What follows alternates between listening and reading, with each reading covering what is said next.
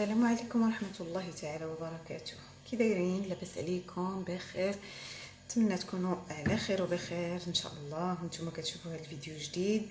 اليوم ان شاء الله غنقدموا اللحم غنخضروه بخيزو والحامض مصير، كيجي ولا 4 كيجي لذيذ وزوين، وغنصبوه بواحد الطريقه اللي يجي بها معلك وزوين. بسم الله. غادي نبداو. ناخذ معلقه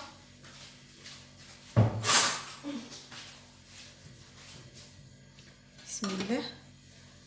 غنديروا الثومه محكوكه، عندنا تقريبا هنا شي 6 دراس ديال الثومه.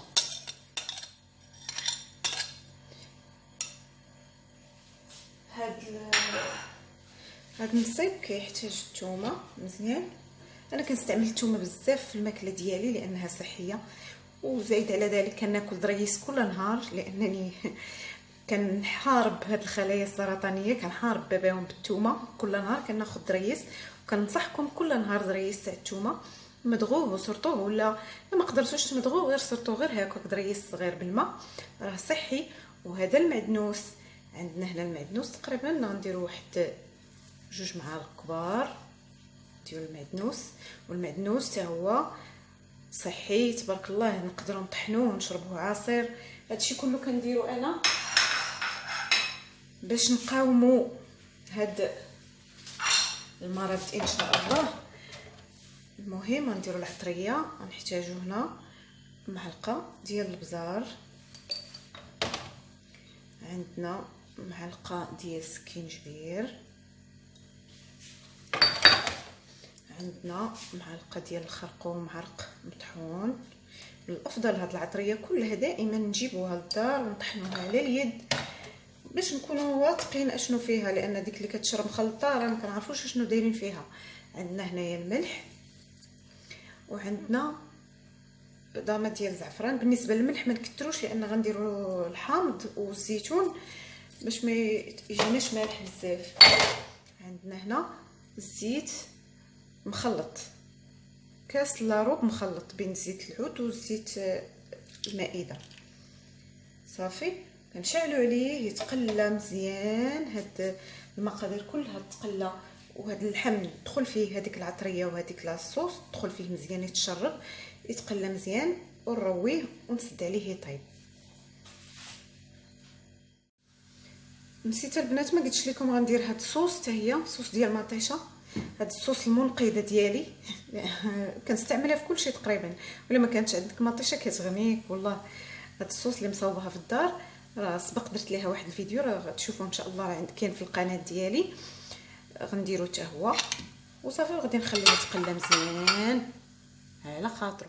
كيف كتشوفوا هو كيتقلى، ما نقولش لكم على الرويحه اللي طالعه منه، رائع. بالاخص حيت ما دايرينش، راه حنا ما درناش كيف لاحظتوا، ما درناش قزبور، درنا غير المعدنوس بوحدو، ما درناش البصله، درنا غير مطيشه والثومه.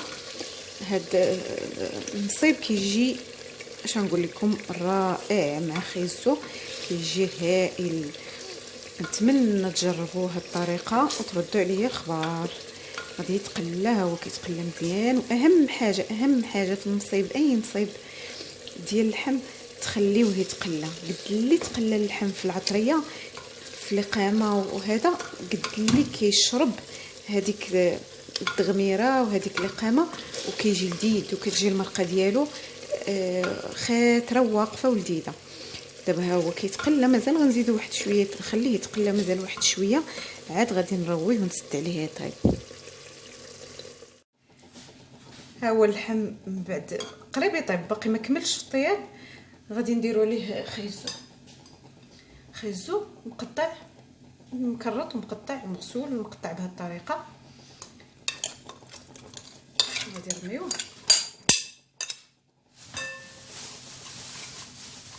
نرميو عليه هاد شويه، نديرو ليه الزيتون،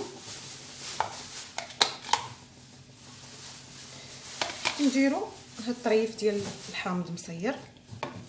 صافي ونسدو عليه يطيب. انا درت ليه البلول حيت خيزو دابا في هذا الوقت ما كيطيبش مزيان، من الاحسن نسدو عليه مع اللحم قريب يطيب، غيجي الطيب غيطيبو قد. صافي وغادي نسد عليه ونخليه ثاني يطيب على خاطرو، ونتلاقاو ملي نقدمو في الطبق ان شاء الله.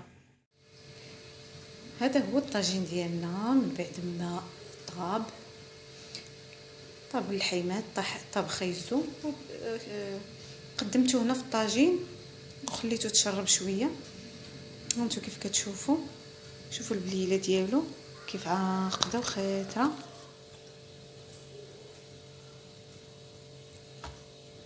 ان شاء الله يعجبكم هذا الطاجين، خفيف ظريف ولذيذ، ما تشبعوش منه ان شاء الله يعجبكم. وإلا عجبكم ما تنسونيش من لي لايك والتعاليق، وإلا كنتوا اول مره كتزوروني فعلوا الجرس وضغطوا على الزر الاحمر باش يوصلكم كل حاجه جديده ان شاء الله. وشكرا لكم على حسن المتابعه، والى اللقاء ان شاء الله في فيديو قادم، ومع السلامه.